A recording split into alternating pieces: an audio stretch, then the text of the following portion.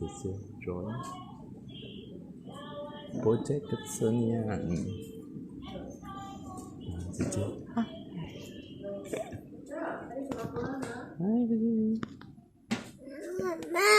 ok cái bị gỗ phải không mà